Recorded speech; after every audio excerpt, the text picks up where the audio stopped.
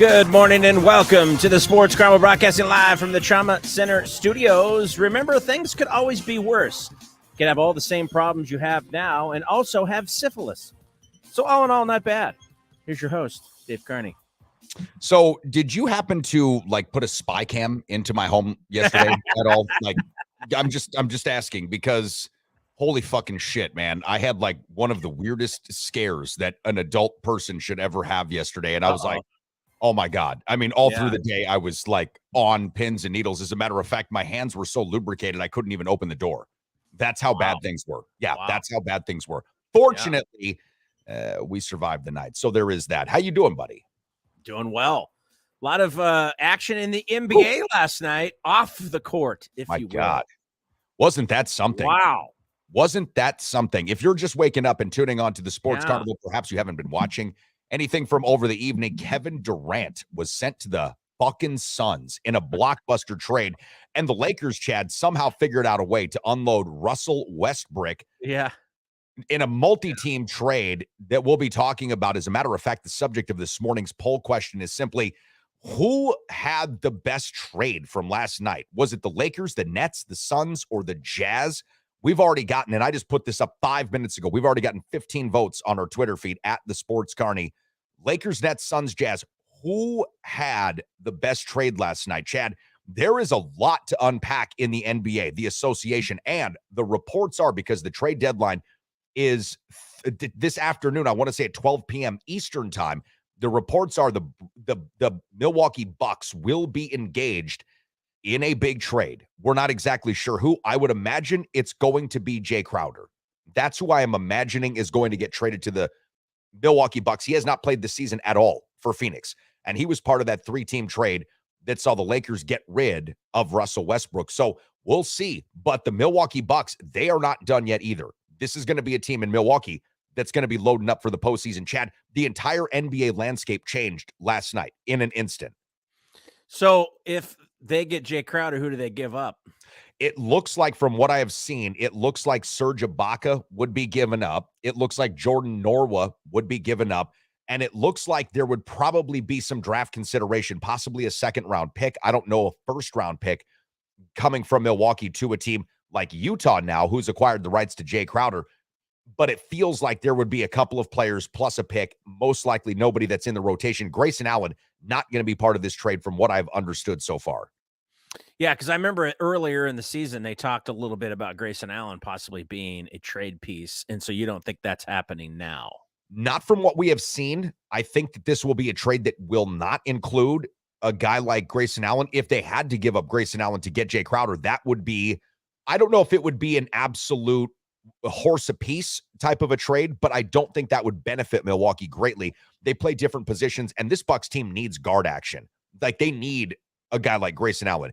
Jay Crowder in the front court, yes. If you can get rid of a guy like Serge Ibaka, who hasn't played this season, right, and possibly a couple of other players, Jordan Norwa was a good young player, and you say you even give up a first-round pick, I don't really care, because those will be, picks in the late 20s to early 30s at the best, then you're in a good spot. You're in a good spot. I see Morning Wood says also a possibility Crowder gets bought out and is a free agent.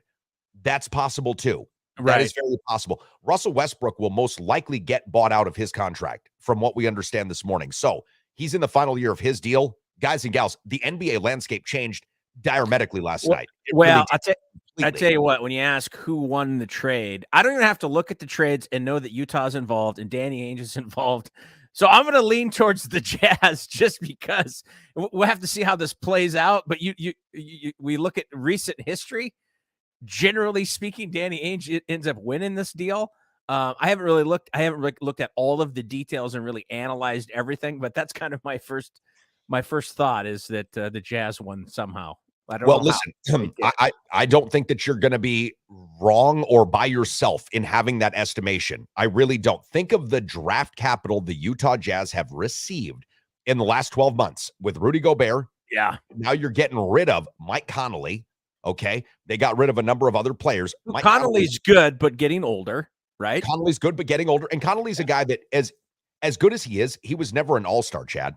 Like Mike Conley has never made an all-star game in the Western Conference. So as good as he is, you move off of him. and their big contract. And now you get a chance, if you're Danny Ainge, to completely retool and rebuild a team that, say what you will, has been highly competitive in the Western Conference this year. Yeah. Very competitive. This was a huge, I mean, not, a big, but a huge night for NBA trades.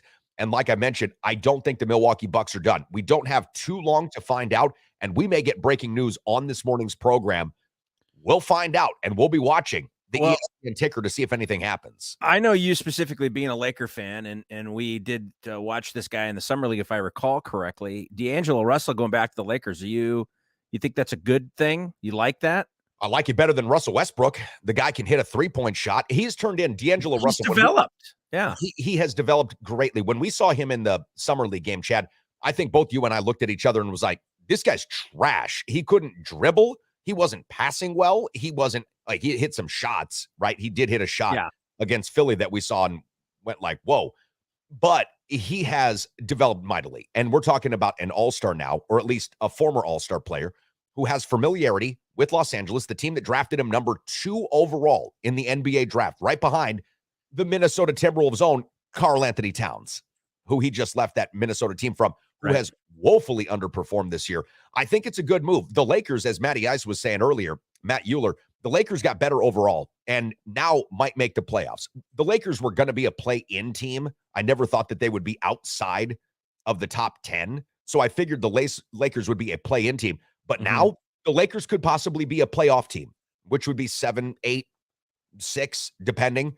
Well, they're hovering there now, right? I mean, aren't they hovering there now? They're hovering. They're 4 games back. But again, this team was going nowhere fast. And when you saw what you saw from the other night, and LeBron breaks Kareem's scoring record, Anthony Davis doesn't stand up on the bench. We didn't even talk about this because it wasn't a huge deal seemingly. But this was a big deal apparently, because in the locker room, Russell Westbrook, Anthony Davis, these guys are pissed. LeBron James is making this shot. They're still down by 7 points against the Oklahoma City Thunder. Russell Westbrook was atrocious in the second half of the game the other night versus the Oklahoma City Thunder.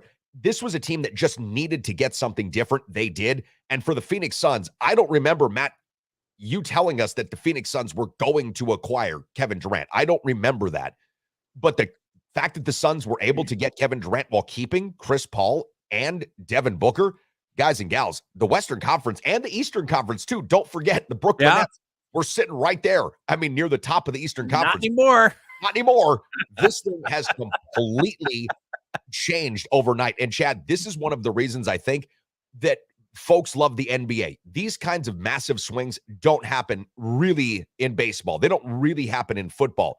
In the NBA, these kinds of trades can literally shift the foundation of the league overnight. And last night, they did that. This was an exciting trade deadline, dude. I didn't expect all these fireworks. Not with these big names. I mean, I definitely expected trades and all that, but not, I mean, Kevin Durant, that's huge. It's huge. It's massive. Stay tuned, guys and gals. We've got a lot to unpack this morning on the Sports Carnival, broadcasting live from the Trauma Center studios, powered by the Recovery Room. ESPN 105.5's John Papadapolus going to jump aboard at 8:30 this morning. Chad, I had to jump aboard his program last night at 3:30. Why? Because they are live on location at the Boat Show. So we'll talk to John at 8:30 this morning, give you the 411 on exactly where you can hang out with ESPN 105.5. And we'll go over my play, which I did make official last night for Super Bowl 57. Stay tuned. What can I say? The Recovery Room on 7th and Mississippi Street is not only my favorite bar in all of downtown La Crosse, Wisconsin, it's my favorite restaurant in all of downtown La Crosse, Wisconsin. Breakfast served 8 to noon, Saturday and Sundays, daily specials, incredible cocktails, and the best damn wait staff in the entire city. My buddy Matt knows how to treat you right, and that's why when you go to the Recovery Room on 7th and Mississippi, you're always going to have a great time and a great meal with a great cocktail. So if you haven't been in a while, or perhaps you're just regular and you want to stop in again, make it a thing. I'm there every single week. How about you?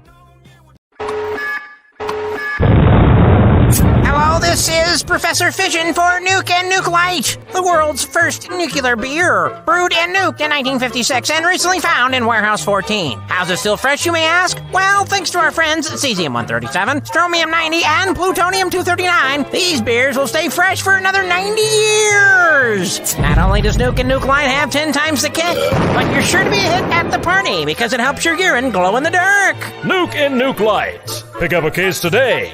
before it melts through your grocer's floor. Handle with care. Yummy.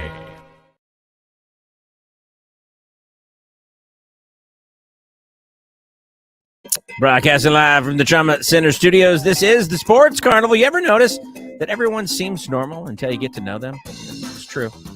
Here's your host, Dave Carney. Welcome back. It is the Sports Carnival, broadcasting live from the Trauma Center studios, powered by the Recovery Room. A big shout out to our good friends Kyle Cable at One Trust Real Estate. Sold my house in Stoddard, Chat, in 2 days. We just closed on it last week. BetUS, the official sports betting partner.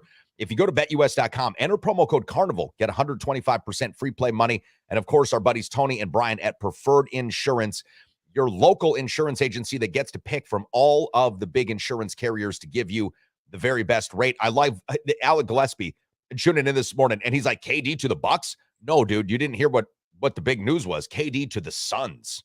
KD to the Suns. He's not getting traded to the Bucks. Like, that's not happening. Kevin Durant was already in Brooklyn. Yeah, no, they would have to give up way too much for that. That wouldn't make any sense. But I think KD, obviously, to the Suns is big. I don't know if he's thrilled with it, but I think it gives him a better shot of winning, especially as you mentioned, the pieces that are still there with Booker and Chris Paul. Do you not? I mean, I think that puts the Suns in a good spot. It puts them in a great spot. Are you kidding me? You've got Devin Booker and Kevin Durant, two of the league's premier scorers, on the floor with a guy like Chris Paul that, when healthy, is still one of the best point guards in the NBA. You combine this with DeAndre Ayton. The Suns didn't give up any of their really big players in order to get Kevin Durant. This was about as deft of a move for Phoenix as you could possibly get. It really was. And I see that Maddie's saying the trade deadline is 2 p.m. today. That's 2 p.m. Eastern time. So it's 1 p.m. Central, 12 p.m. I want to say, I don't even know. I want to say it's 12 p.m. Pacific time, but it may be 11. It doesn't matter. We've been talking about this. It isn't over yet.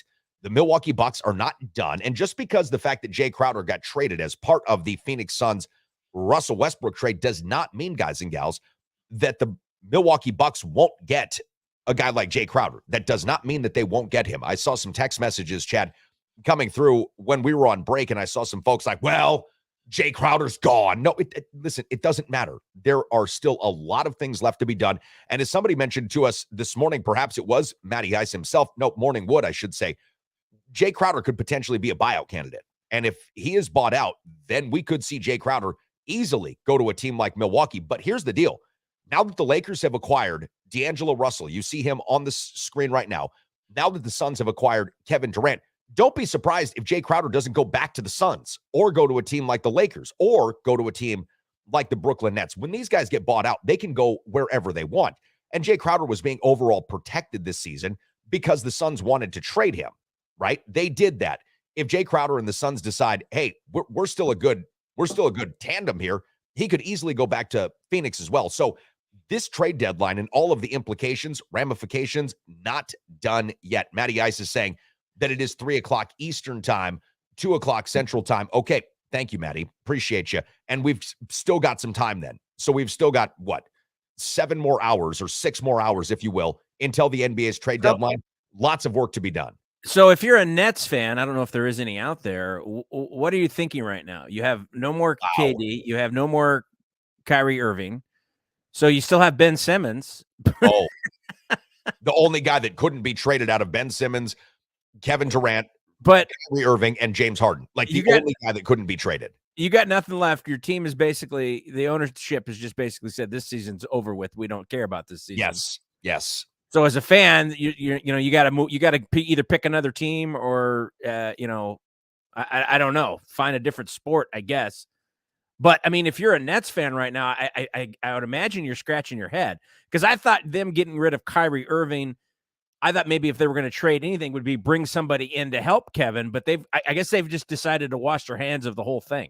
Well, think about it like this. Kyrie Irving, the little prick, decided to, and this was at an All-Star game a couple of years ago, recruit Kevin Durant from the Golden State Warriors to the Brooklyn Nets. Recruit him, okay? Yeah. Then they went and got super fat James Harden and his great beard, lover of Magic City in Houston. That didn't work. Kevin Durant didn't want to play, James Harden didn't want to play with Kyrie Irving. That was the report that we had. He did not want to play with Kyrie Irving. Okay, fine. So you trade James Harden, you fire your coach, Steve Nash, you bring in Ben Simmons. This thing has been an absolute clusterfuck. Like the whole thing has been an absolute clusterfuck. And Chad, I'll ask you, since the Nets moved to Brooklyn and they decided to make a big trade, Al Jefferson and a whole bunch of players for Kevin Garnett, have the Brooklyn Nets really been a viable contender? They have put together on paper some pretty decent teams, but they have not been, in my estimation, a viable contender. They had Garnett, they had Paul Pierce, they got Jason Terry in that big trade. That went nowhere. They made the postseason one time with Jason Kidd. That was it. And I don't know that the Brooklyn Nets can rebound from this. Like, I'm not really sure what they can do. Ben Simmons is a forgettable player now. He really is. He's a completely forgettable player. If, like you said, if you're a fan, what do you do now? Like, what do you do now? You bought season tickets expecting a big three of at least Ben Simmons, Kevin Durant, Kyrie Irving with Steve Nash. Now Jacques Vaughn has got to basically coach a G League team. That's what this is working out to.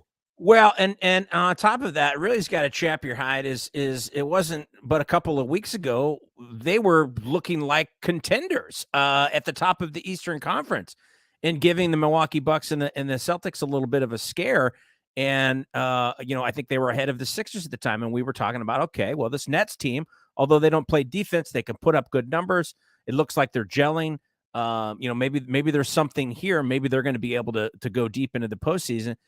And obviously, with the Kyrie Irving trade, that changed things. And now with Kevin Durant gone, they've just washed their hands of the whole entire season. And again, if I'm a Nets fan, I'm pretty pissed this morning. And if I'm somebody, I didn't even think about that. If you're somebody that bought season tickets, woo, I would be pissed because those aren't cheap. I'd be like, yeah, I want my money back. What am I going to watch? There probably is right now, and I don't know how many people the Nets, that is, have in their ticket staff, right? There are probably not as many as you would think because it's a professional NBA team, so they don't need to cold call generally for tickets. Whoever is in that team's ticket department right now, this morning, and I know it's 9:17 in the AM, they are cranking the phones out and trying to tell people, hey, listen, don't worry. Chad, you mentioned season tickets. I wouldn't be surprised if they're giving season ticket vouchers for next season. Hey, buy in today and you get it for a quarter of the price that you did when you bought this year's season tickets. Look, for the NBA, this is great because you get two teams, the Lakers and the Suns, who are marquee franchises with incredible upgrades. You get a team like the Nets who have never really truly been relevant to be dismantled. And you've got a team like Minnesota who had big hopes for this season, basically decide to pack it in. So let's look at this screen right here. The Lakers, not only do they get D'Angelo Russell, which was the real prize of this trade, they get Malik Beasley and Jared Vanderbilt. Now, those are two rotation players from the Minnesota Timberwolves. Those are two guys that make the Lakers better today than they were yesterday. All they had to give up in this three-team trade, the Lakers, that is, was one first-round pick, a future first-round pick, and the guy that you see on your screen here, Russell Westbrook. The Timberwolves get Mike Conley and Nickeil Alexander-Walker and some picks. Look, the Timberwolves aren't going to be much worse than they were today, but the Lakers get much better. For the Phoenix Suns, you see that they get Kevin Durant on your screen here. Devin Booker already on the team. Mikal Bridges, Cam Johnson, Jay Crowder, and 4 future first-round picks were traded to the Brooklyn Nets for Kevin Durant. But don't sleep on the Suns now. This is a team who, despite injuries with Devin Booker and Chris Paul this year, still have a lot left in the tank. And I really look at now their roster with DeAndre Ayton, who is a quality big. He's not a superstar, but he is a quality big. Chris Paul, Devin Booker, Kevin Durant, my God. Again, I don't know who's going to guard anybody on that Phoenix Suns team, but they're going to be able to score some points. I mean, a lot of points. The Phoenix Suns should be looked at right now, I would say, as a prohibitive favorite to come out of the Western Conference. I really would. Well, and I would say this trade for both the Lakers and for the Suns swings the power to the West a little bit. Really, when you look at East, if you're going to take the NBA and split it East-West, I think that tips the scales maybe a little bit to the West. Do you agree? I do. Not to take anything away from the Bucks or the Celtics. Obviously, they're still two of the best teams, if not the two best teams in the whole NBA. And we still have to see how this, just because you trade guys, it doesn't necessarily mean they're all going to mesh and it's going to work either. True. But I think a guy like Kevin Durant is going to fit in pretty much wherever he goes, and he's proven that. And he can, score with the best of them. And I think with, you teaming him up with Chris Paul is huge. And then to have Devin Booker, I mean, that is a serious offensive force right there. But I really do think that kind of shifts things to the West a little bit. Well, it sure looks like it is shifting things to the West, Chad. And judging by the results of our poll questions so far this morning, if you're on our Twitter feed at the Sports Carney or our Facebook group page, answer this question. Now that the Kevin Durant, Russell Westbrook trades have been consummated, who made the best trade last night? The Lakers, the Nets, the Suns, or the Utah Jazz, who Chad talked about earlier? Danny Ainge pulling off another haul of picks. Right now, we've got a tie, a two-way tie for first place on our Twitter feed, 33.3% apiece for the Lakers and Suns, Nets and Jazz coming in after them. It's largely the same on our Facebook group page. Lakers and Suns running away with this. Yes, the power of the league has been shifted to the Western Conference this morning. That's what has happened. Like you mentioned, the Bucks, the Celtics, the Miami Heat, for what that's worth, even Philadelphia. Those are still teams that are going to be contenders in the Eastern Conference. But when you look at the kind of roster that, at least on paper, the Phoenix Suns could roll out against anybody, I don't know if I'm excited as a coach to have to go against those guys. I really don't, because Devin Booker, say what you will, was a handful enough. DeAndre Ayton, Chris Paul, this team made the fucking NBA championship 2 seasons ago. Yeah. Now you put Kevin Durant on this team, and we've seen what Kevin Durant can do as a carpetbagger going into an already established team. Carpetbagger, yes, he is. It's an old-timey phrase, but it is what it is. As a carpetbagger, Kevin Durant is going to look great.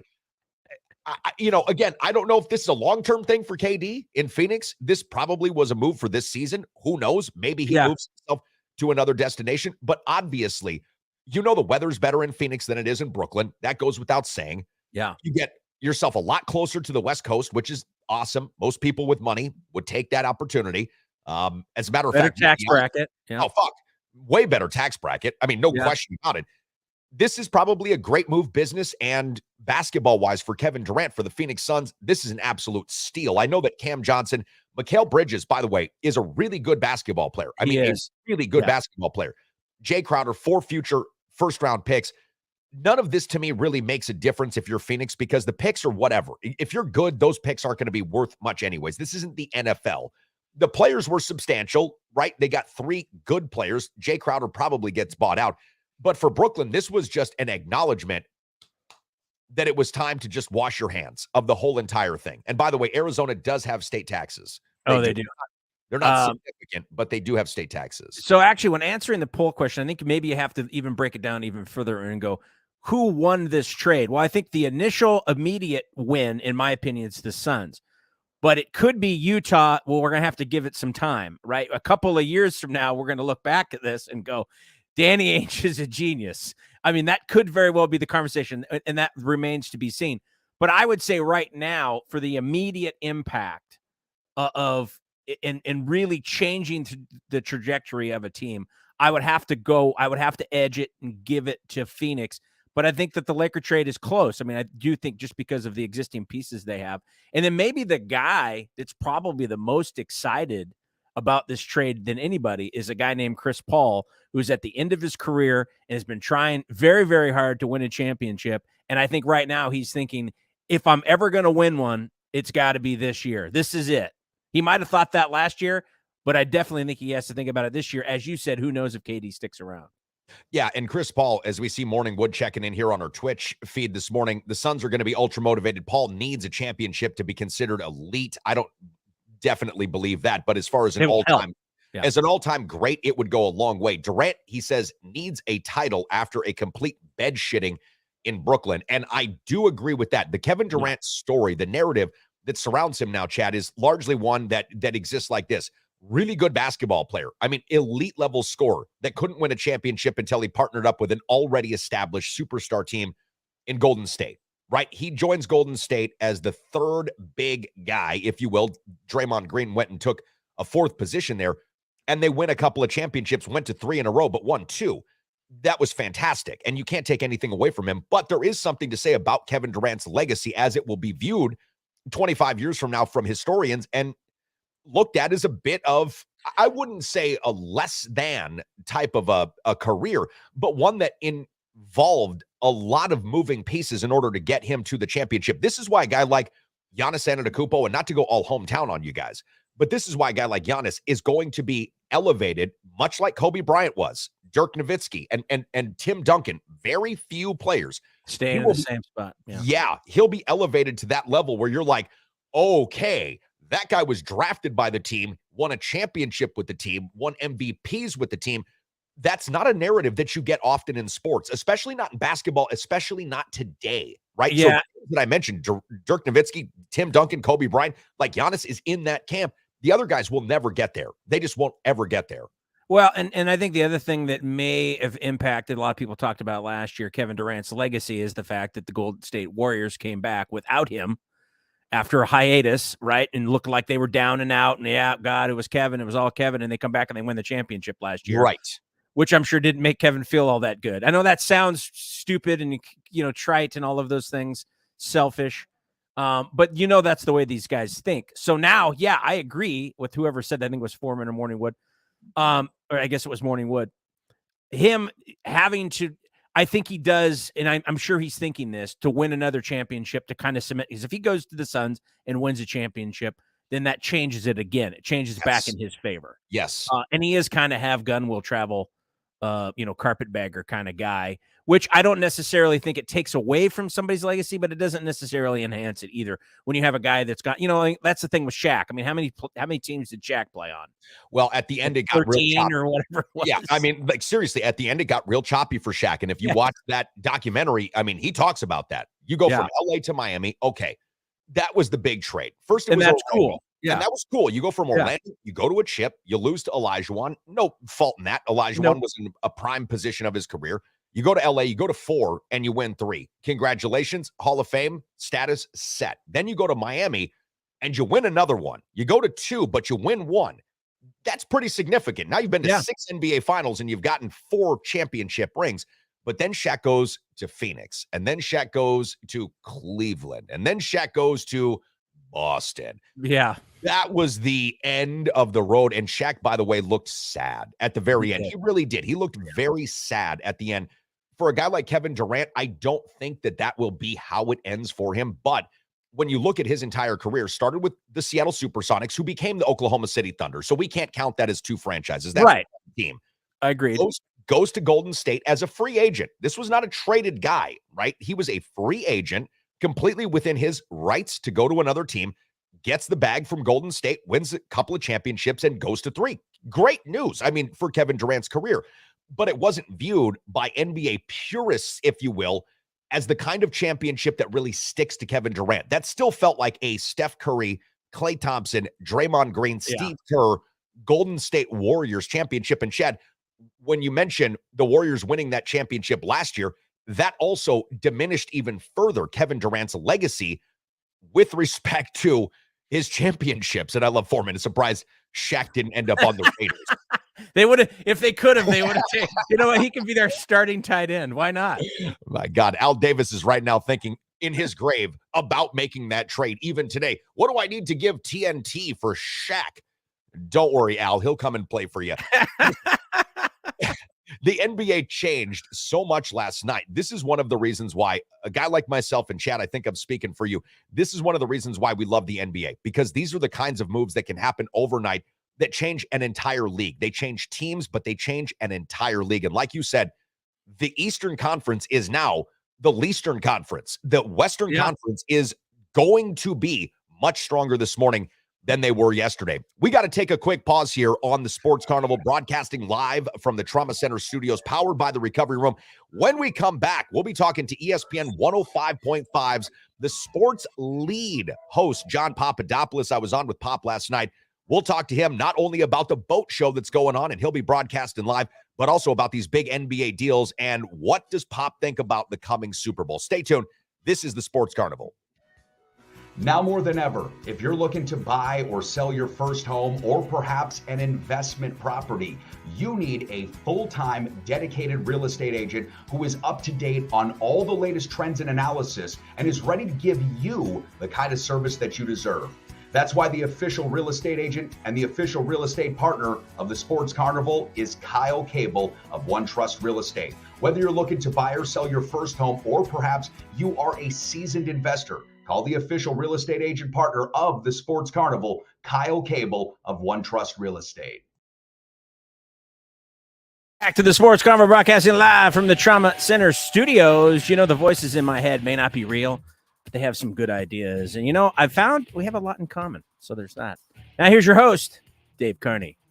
Well, listen, a schizophrenic is always their own best friend. And Yes. that's what I've felt my Or entire worst life. enemy. Or worst enemy. It depends on what time of day it is, right? Welcome back to the Sports Carnival, guys and gals. Dave and Chad here, broadcasting live from the Trauma Center studios. Our good buddies over at the O'Neill Law Firm, Sean O'Neill and Company, here to provide all of your legal resources, family and criminal, bankruptcy as well. Joe's Helping Hands Landscaping, here to take care of your snow removal needs. Chad, it's 40-some degrees today, but we are going to have possibly 4 to 6 inches of snow come tonight in the area.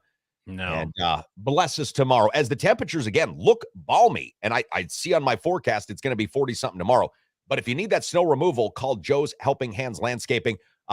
It really is still February. And as much as I want to say springtime is here, it's not. It's far away. And Wisconsin people, they almost shout you down if you mention the weather. Like, don't say it. It's going to actually like listen to you and jinx it. Yeah. I'm like, dude, fuck that. It's just bad. It's going to be bad for a while. And I'm like used to this. But either way, I'll take the good days while we still can. Maddie from the recovery room is checking in and says, or asks, I should say, is Durant going to wear, quote, an NBA jersey when he goes into the Hall of Fame, right? As opposed to a single team jersey? Yes. Good call. Just says NBA on it. I love it. Good call. I mean, that's going to be, listen, a narrative for him and a lot of people. How many teams has Russell Westbrook been on in the last couple of years? Right. A lot. And Russell Westbrook is going to the Hall of Fame, guys. He will be in the Hall of Fame because his numbers are Hall of Fame numbers. That is funny, though, Matt. I like that. I don't think he'll wear an NBA jersey. As a matter of fact, I see him wearing a very thin tie with a suit, possibly a gray or a pewter, if you will. It could be shiny. There is that. And Westbrook will have a backpack on. So there's that. Absolutely. Imagine those guys when they're 50 and what they're going to be dressed like. I can't wait to see. I can't wait to see that one. Hopefully, Russell Westbrook and Kevin Durant retire in the same season so that they have to be at the same Hall of Fame induction ceremony. Like, that'd hey, be nice and uncomfortable. Yeah. Yeah. Do you remember me? We didn't like playing together and we don't like being at the same Hall of Fame ceremony. Without further ado, let's bring aboard to the Sports Carnival in the Sports Carney Carousel, John Papadapolus, ESPN 105.5's the sports lead host. Pop, it was a crazy night in the NBA last night. Massive trades. Saw two teams, specifically the Lakers and the Suns, completely change their fortunes, at least predictably, with respect to their new additions. Teams like Brooklyn and the Jazz, to a lesser degree, taking steps backwards. Before we get into any football conversation, you're waking up this morning, you're reading through the news, you're prepping for your show. What is your take on what happened in the NBA last night? Well, the West got a lot more exciting, for sure. I mean, you got a little bit of sizzle there. Like, who was the team in the West before this? Probably Utah. Memphis, maybe? Memphis, maybe. And now you have two more teams that are at least somewhat in. I mean, I think the Lakers have a lot of work to do here in terms of digging out of a hole. But no doubt about it, the Phoenix is right in this mix. Now you have two veteran guys, maybe two Hall of Famers. You guys are talking about Hall of Famers who have just enough left in the tank, I think, still, and they're going to feed off each other. So I think the West got very interesting. I think the East got a little bit weaker, but not as weak as we think, because I don't think the Nets were really going to compete anyway. It's very much a Bucks Celtics East. I mean, that's what it is, I believe. I think Philly is probably better than I have been. Just the way they played. I think Joel Embiid's actually having maybe his best season. So you want to throw the Sixers in, fine. But I think that Bucks Celtics Sixers has been the East anyway. I don't think the Nets were really going to compete. I think what would have changed the East a lot would be if Durant ended up with the Celtics, potentially, or something like that would have happened. But the West got very, very exciting. There's no question about it. I think it's good for the league, though, because now you have, you may not have that much more substance, but you have a little bit more sizzle out there when the playoffs start. You have three teams you can look at, or four teams. Dallas is always going to be interesting. And now they're more interesting because now you got two guys. So the West has suddenly kind of arisen a little bit here in the last couple of days and is going to be a lot more interesting in May and June for sure. Chad, the idea that Kevin Durant going to the Celtics was one that was floated around quite a bit in NBA circles. I don't know if you'd been picking up that narrative or that thread. That would have been one of those trades that if Danny Ainge was still the general manager of the Celtics, probably happens. Danny Ainge probably pulls off that trade. And then that means the Celtics are by far and away the clear-cut favorite to be the NBA champions, at least the representatives out of the East. But, Pop, I agree with your overall takeaway. The NBA might not have changed hugely in substance, but the sizzle did change. The Milwaukee Bucks are still reported to be in the running for a big trade today and or an acquisition. Now that Jay Crowder's been traded by the Phoenix Suns, he is likely a buyout candidate for Utah. If in fact that does happen, do you anticipate the Bucks going after Jay Crowder? If not, who do you think, if the Bucks do make a trade, who do you think they would be targeting? No, I think that's the guy. I think it's Crowder. I think that's the guy they're going to go after now. He's the perfect guy to bring in, maybe a final piece for a championship run. He's not PJ Tucker, but he could be like a version of PJ Tucker for them this time around. And they missed that last year. It's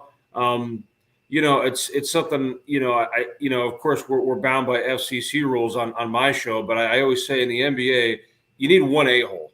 You do. I mean, to be great, you need a Draymond Green, you need a Dennis Rodman from back in the day. I mean, it's hard to win a title without that one guy who just has that edge to his personality on the floor, off the floor. It helps the chemistry. You can't have too many guys like that, and that can't be your star.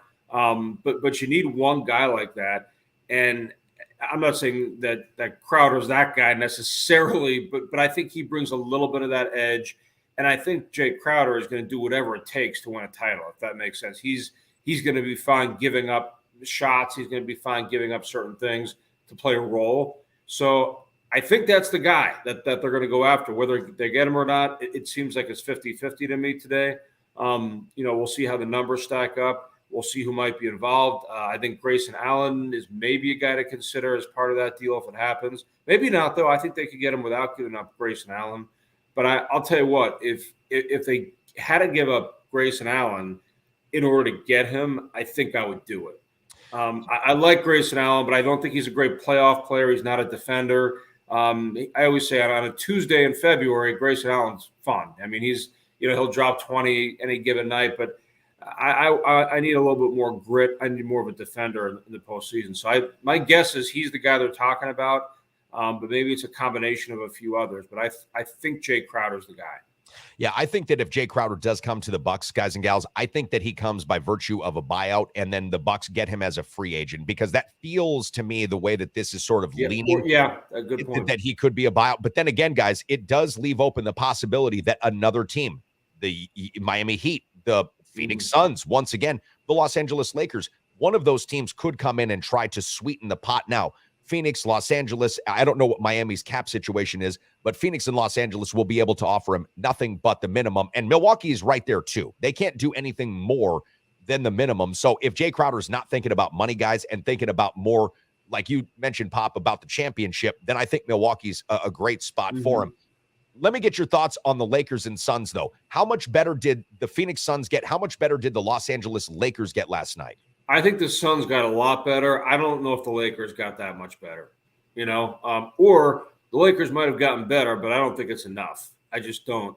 And, there is that age-old conversation about chemistry. We kind of don't think about it. It's a lot more fun to talk about the players on a week like this week where the trade deadline's going on. Even the Celtics, we talked about the possibility if they get Durant, it's over for everybody else. I don't know. I mean, if you're trading one of your big two, maybe not. Maybe you blow up the chemistry of what they built in Boston. So I think you have to factor that in. I think the Lakers are a good fantasy basketball team, potentially. But I think there's a lot of issues there. And, maybe they're good enough to be a 6 or 7 seed instead of missing the playoffs. But I think Phoenix got a lot better. I think Durant's got a lot to prove. And while Durant has had his issues with teammates over the years and he's forced himself out a couple times, he was actually the good guy with the Nets. I mean, he got to play the role of the good guy there because compared to the other guys that have been there, he's a lot easier to deal with. And quite honestly, from a character standpoint and all that kind of stuff, he was the good guy there. And I think Durant's pretty hungry to get one more real good shot at it. And that guy can still score at the highest level. Chris Paul is a tremendous player on the floor in terms of, you guys know how good he is. And you got two guys who I think are not going to be selfish about it. They're going to blend in. I think they're going to mix with each other well. DeAndre Ayton. I mean, you got – I think Phoenix is maybe the team to beat now in the West. I think it's at least debatable. Denver might be that team. Dallas is going to be really interesting too. But, yeah, to answer your question, I think the Celtics are a lot more fun this week. At least they'll be in the playoffs, I think, now, and give us a little sizzle in the playoffs just to have that brand. But I don't think they're going very far. Well, Chad and John, I'm looking over Kevin Durant's recent games played since 2016, 2017. Kevin Durant has played this many games, 62, 68, 78, missed an entire season, then goes to Brooklyn. Well, his first season with Brooklyn, he was out, played 35 games, 55 games last year, and only 39 games this year. Availability is oftentimes the best ability. If Kevin Durant can stay healthy, then I agree with you. I think Phoenix is a lot better for the Lakers. Here is one thing that I will say. Regardless of their playoff position, if they do get into the postseason and say they're a 6 seed, that means they don't have to go through the play-in tournament. Let's say they get to that spot. Okay, I don't know what 3 seed in the NBA's Western Conference wants a first-round matchup with LeBron James, a healthy LeBron James, ostensibly, Anthony Davis, D'Angelo Russell, and whomever else it is that the Lakers can put on the floor. Malik Beasley, Jared Vanderbilt. Don't forget, the Lakers also traded for Rui Hachimura recently, who is an upgrade to be sure. I wouldn't want to face the Lakers, but I do think Phoenix right now with Kevin Durant, they look like the prohibitive favorite to come out of the Western Conference. We'll be monitoring the situation as it goes on throughout the day. I did just see that the Knicks have acquired, I want to say it was Josh Hart. The Knicks have just acquired Josh Hart. They're sending Cam Reddish and others to the Portland Trail Blazers. So that's another name, Cam Reddish, that's off the market. Somebody who had been talked about is going to a number of different teams, even most recently the Los Angeles Lakers. The trade deadline is going to be at 2 p.m. Central Time today, from what we understand. Lots of different things could still be happening. Pop, let me get your take on this, and we'll segue out of basketball and go to the Super Bowl, which we talked about last night on your program, ESPN 105.5, the Sports League, 3 to 6 p.m. each and every day. The Super Bowl coming up on Sunday offers us another really exciting opportunity to not only watch a great football game, but bet on sports. And I know that right now the NBA is taking sort of some of that fire from the Super Bowl because of the trade deadline. But who do you see having the advantage in Super Bowl 57 if there is a team? And then ultimately, who do you think wins this particular game? We talked about it last night. It feels like a pick 'em, even though the Eagles are favored by about 1.5 now. I think the one thing you got to say about Kansas City, and we forget to do this, that when you have a head coach who's done this a lot and a quarterback who's done it a lot, and in their case, a lot of players, it's very easy to pass that off and just talk more about the matchups and what Jalen Hurts can do, how good the Eagles roster is. But there really is something about this. Like you were talking about, in our NBA discussion when Shaq first got to the finals. I mean, he got annihilated by Akeem. Shaq was like an unstoppable force at that point, or becoming that. But then he had to face Akeem, who was just, so much older and so much more experienced. And I think in this situation, as great a job as Sirianni has done, now he's matching wits against a guy who's been to many, many, many Super Bowls, years and years and years and years of big playoff games. And I think it's different when you get to that stage. So it's tough the first go around. I think the Eagles have a slightly better roster. I think the Chiefs have the better quarterback and the more experience. So, it's interesting. My head tells me that the Eagles win this game because on paper, honestly, they win almost every matchup other than quarterback. And their quarterback is great too. I'm a big Jalen Hurts guy. So on paper, the Eagles look like the team. That's what my head says. But my gut says Kansas City wins this thing based on that experience thing, where it might take most of the guys on that roster. None of the guys from the Eagles Super Bowl team not that long ago, or I don't believe anybody else is still. There might be a couple guys there. Fletcher Cox and maybe a couple. Fletcher Cox, yeah, I was going to say. But when you have a quarterback and a head coach who have never done anything remotely like this at the NFL level, it might take a half to figure some stuff out. So I like Kansas City for that reason. That's what my gut says. But I think it's going to be a great game. Yeah, I do too. Chad, I made my prediction yesterday on John's show, The Sports Lead, again, 3 to 6 p.m. Monday through Friday, ESPN 105.5 here in the Cooley region. And listen, I didn't take a stand necessarily from the play of the week perspective on the game itself. I went over 50.5 total points. Chad, you and I have been talking a lot this week about what that Super Bowl matchup is going to be like. I think there will be fireworks. I really do. This could resemble a lot of the ways in which Philadelphia also defeated, surprisingly, the New England Patriots a couple of seasons ago when we had a guy in Nick Foles that was going up against the greatest of all time and Tom Brady and actually outdueled Tom Brady. I don't see Jalen Hurts doing that. I think he rushes the football quite a bit. I think he goes over 49.5 total yards. This is the point for me in the week in which I'm debating and fluctuating almost moment by moment. I'm with you. My head says Philadelphia. My heart says Kansas City because of the magic that Patrick Mahomes is able to pull off. And like you've mentioned here, John, the coaching of Andy Reid is something that we can't overlook. Before we let you off the hook this morning, buddy, and appreciate you joining us today. I know that you've got to be out and about. What is going on with the boat show? So you guys are live on location today. Is that correct? Yeah, we'll be doing the whole show there. We do it every single year. We take a day, and we've got a great relationship with the folks there. They're phenomenal. I love that whole crew that they come down and they set the whole thing up.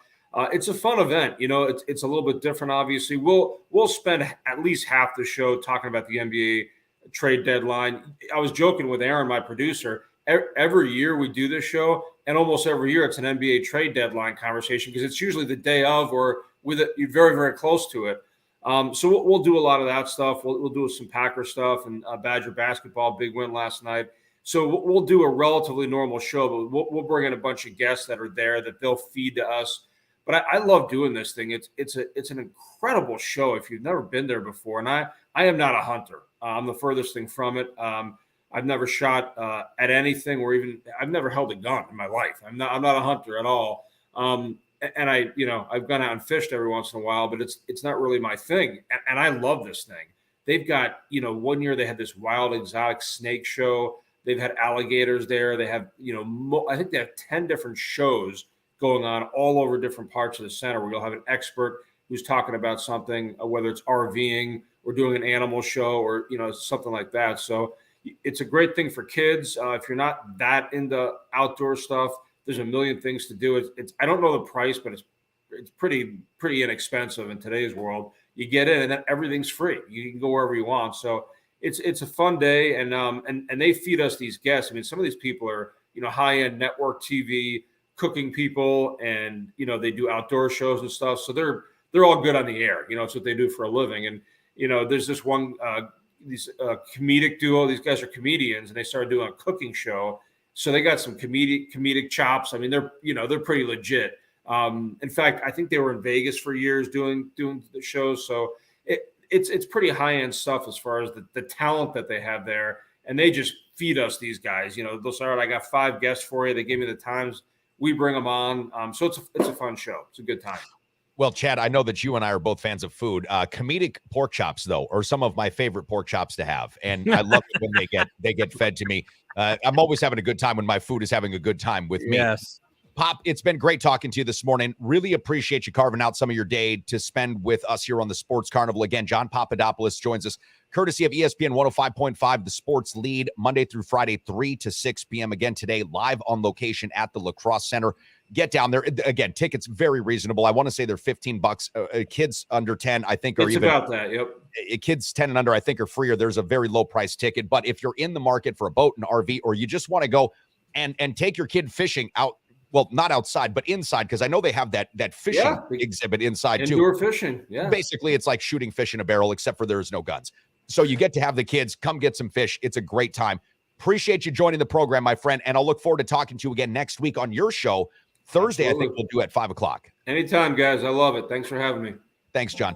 Preferred Insurance is the official auto, home, business, flood, and life insurance agency of the Sports Carnival, serving folks in La Crosse and surrounding areas with licenses in Wisconsin, Minnesota, and Iowa. As an independent insurance agency, Preferred Insurance is free to find the very best insurance for you, your family, or your business needs. Call my friends at Preferred Insurance today and set up a free consultation. Remember, working with an independent agency means Preferred Insurance works for for you, with you, to find the best solutions at the best prices. Do you have a wedding, anniversary party, or bat mitzvah coming up in your life? Then you need Hey Duda DJ services featuring Neil Duda, the Midwest Eminem. No doubt about it, I'm been hammered, and that's every day. Brand's so cloudy, dog. Dropping sick beats while you enjoy your treats. No party is too big or too small. Quinceañeras, graduations, ice cream socials, or cocktail parties. Whatever the celebration, Hey Duda is rocking the foundation. Here we go again. Back with all our friends. Here comes the pain. Neil Duda. Yes, Neil Duda. Back to the action live from the Trauma Center Studios. This is the Sports Carnival. As Bill Watterson once said, reality continues to ruin my life. Now here's your host, Dave Carney. Yeah, it sounds like what Hunter S. Thompson said at his final birthday party, and then went into the other room and never was seen from or heard from again. Welcome back to the Sports Carnival, guys and gals. Great to have you aboard. I know that Neil Duda Chat is listening. He is watching, but Neil is driving. And because of his driving job, he can't engage with this thing we call an app. So if you're like Neil and you can't engage with us, don't worry. We feel your presence. We understand that you're there. And don't be intimidated by seeing, I don't know, whatever eyeballs it is. There are plenty of people watching this morning's program on a multitude of platforms: Facebook, 2 channels, Twitch, Twitter, YouTube, and even LinkedIn. Now, of course, you can acquire the Sports Carnival podcast in audio form from every place that you get your podcast from. And that's just good and good for you. Thanks again to John Papadapolus, Chat, ESPN 105.5. Great takes from John. Again, the boat show at the Lacrosse Center today is going to be going down. It's been going down, and it will be through the weekend. You can get down there for a really cheap price and have a lot of fun, especially if you have a kid. Take a look at some RVs, some boats, some outdoor exhibits, and also take part in some of the fun that is the sports lead. Matty Ice is checking in. This day in sports history, Chad, he said 1980, Rick Barry becomes the first player to make 8 threes in a game. 2006, John Madden signs with NBC for Sunday Night Football. Was that in 2006? For NBC, like I think he switched. Didn't he switch from Fox or something like that? Okay, Maybe that's what he's talking about. 2006. Yeah, I guess I still remember Madden because that's when they started doing a whole bunch of wonky stuff. They had Rush Limbaugh and Dennis Miller on Monday Night Football. They tried to change up the Sunday Night Football stuff. Yeah. Very well done, Matty. Very well done. KC, 37, Philly 20. This could be, I'm kind of with you and John on this. I agree. I've been going back and forth. I think I emailed you last night that I talked to somebody at work yesterday, and I was like, I think Philly in the over. I'm more concrete on the over than I am with Philly, and I kind of agree with what John is saying. When it comes down to these big games, coaching does have a huge factor. Just keeping the guys settled, keeping these guys focused. Obviously, these guys are professionals, and they all deserve to be there. And clearly, these are the 2 best teams. I think this is a great matchup and all of those things. But sometimes nerves can come into it. This 2-week gap, I think, sometimes is good for teams, but other times, especially for teams that are younger, I think it's not necessarily the best thing because you get inside your head a little bit. Or if you just go from week to week and you have your normal pattern, maybe it's a little bit different. So I'm kind of vacillating on that. I just hope that it is an over and it is a shootout. That's what I'm looking for. I'm looking for that 27-35, 28-32, whatever the numbers end up being, somewhere in that range, and that it's kind of a back and forth, and we get to see both quarterbacks just hoist it up. That would be awesome to watch. It would be fantastic. And I don't care what the score is as long as it's over 26-26. Like if we get 51 points in this particular matchup, I can win my bet. I think we will too. I think the first quarter could be a little bit of a slob, like a little bit of a slobber knocker first quarter. We could see these 2 defenses run into each other. The second half, I do think we'll see a lot more scoring, whoever it is. And you talked about this yesterday. If the Philadelphia Eagles get up, which they very well may, Kansas City will then come out in absolute attack mode. Yeah. I like the over in this one. That's the way that I feel best about this game. As a matter of fact, Kansas City averages a league high points per game on the road. The Philadelphia Eagles are second in points per game on the road, 32 plus and 29 plus, both respectively. Again, this isn't a road game specifically. This is a neutral field, but they're both away from home. And I think that those trends largely hold. Jason Breacher's checking in, Chad. He says, if you play the Sports Carnival simultaneously with Dark Side of the Moon, wonderful things happen. I would leave it to a guy like Jason P1 Breacher, Soul Surfer. if you will, to come up with that take. I love this. I'm stoked for Super Bowl 57. I really am. I think that there is something, though, to take into consideration because Patrick Mahomes and Andy Reid, and we talked about this with John Papadapolus, they've been there before. What's Andy Reid's biggest knock against him, Chad? What's the biggest knock against Andy Reid in his whole career? He's fat. Well, that too. That too. But he doesn't win the big games. I'm sorry. Ask me that again. What was Andy Reid's biggest knock in his career so far as you know? Well, of course, it's he doesn't win the big game, and he's fat. And he's fat. In that order. It's not winning the big game, and he's fat, and also maybe he didn't do the greatest parenting job with one of his sons. Okay, but that's neither here nor there. It was his son's fault that he ran into somebody on coke and Adderall. That's not for Andy Reid to necessarily be blamed. Yeah. But I do think that there is something to say about ignorance being bliss. And if you're the Philadelphia Eagles, like Nick Sirianni, and we talked about this with Schmidt and Janice recently, Nick Sirianni is a guy that, Chad, I absolutely trashed when he got hired by Philadelphia. That press conference that he started out with was one of the worst opening press conferences I have ever seen. And I thought, how the fuck is this guy going to lead a group of actual men? Like, how is this guy going to lead grown-up men who are big and tough and strong and rich? It's turned out really good for Nick Sirianni. Jalen Hurts, and this is something that we don't see super often in the NFL. Jalen Hurts is one of the few guys, even more than Patrick Mahomes, who has played in bigger games by virtue of attendance, by virtue of pressure, by virtue of intensity than the Super Bowl. He is one of the few guys that's played at Alabama, where you're at like 110,000 people every single game. The SEC is crazy intense, and the lights are as bright as they get, even on a Super Bowl stage. So, you know, we don't often see that from guys in the Super Bowl, right? We don't often see that. I think the Jalen Hurts Eagles are going to be fine. Foreman.